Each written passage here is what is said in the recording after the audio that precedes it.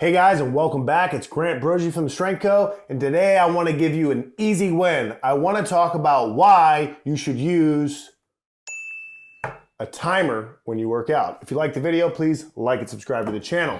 A lot of the content and videos we've produced so far have been how to save time in the gym, how to speed up your warm-ups, and how to be efficient when you're working out and not waste a whole bunch of time.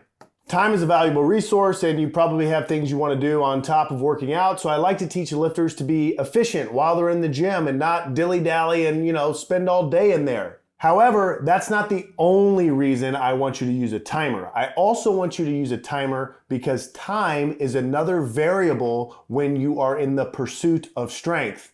Sweet shirt from Massonomics. There's a few different groups of people that mismanage time in the gym. And the first one is the new person that was the former exerciser, right? They used to go to, Pilates, spin class, some type of boot camp where you go in, you get super hot and sweaty, and the whole time you're in the gym, you're doing something, maybe supersets inside a Globo gym, whatever, you know what I'm talking about. They have this mindset that when I walk into the gym, I'm in the gym and I should always be doing something.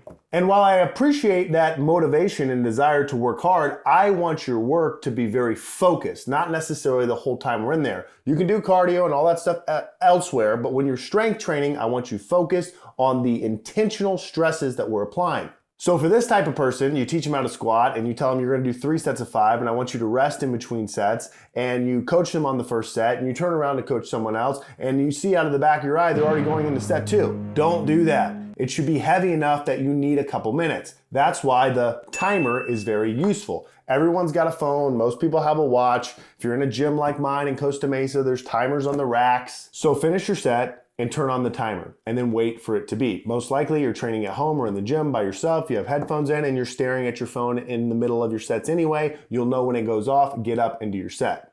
That's for the exerciser. The second group that will really benefit from this is the people that kind of act like this guy. They come into the gym with no plan, no drive. They know what they're supposed to do. They have every intention of doing their sets, but they will finish their set, get in a conversation with someone, stare at their phone forever, and next thing you know, 8, 9, 10 minutes has gone by. Quite honestly, I don't know how they're not cold and don't start their warm-up again. They've taken so much time between sets. Your time should be valuable to you. Maybe it's not. Maybe you're that rich that you're already on a yacht in your mind and you can spend as much time in the gym as you want. And if that's where you are, go for it. But don't forget the whole point of this video. Time is also a variable. When you're lifting weights to get stronger, you're manipulating variables all the time. What type of technique am I using? How much load am I using? How many sets am I doing? How many reps am I doing? And lifters always take that stuff so seriously. But just as important as all of that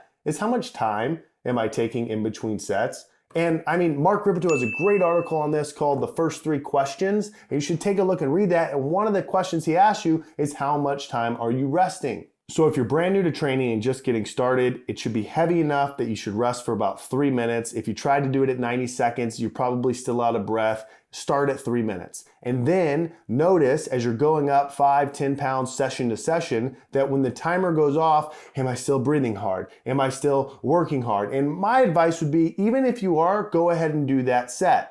But you will get strong enough to a point where that's a variable you need to manipulate and go from 3 to maybe 4 minutes. And then you can train for a few more weeks or a few more sessions or a few more months maybe. I don't know. And then when 4 minutes is enough, you go to 5 and then 6. And personally, I like to cap at around 7 minutes. I find that once you have more than that in between sets, the workouts start to take longer, all that kind of stuff. But just understand that that's a variable that you're manipulating. Okay, and lastly, maybe you don't fall into those two groups and you understand that time is a variable and that it impacts your training. It's also just for keeping you honest. When I coach people live online, we often get into discussions about things. When I'm coaching in the gym, you can find yourself lost in conversation, lifters lost in conversation, and having a timer, something that actually makes noise and alerts you, hey, it's time for the next set, will keep you honest in the gym. And you'll be amazed at how much it'll actually help. You'll be chatting to someone, your timer will go off, you'll be like, sorry, next set. And everyone you're training with or everyone that you're around should know that you came to the gym with a purpose, and that purpose was to lift weights. Everything else is a benefit of going to a place or being online and talking to other people.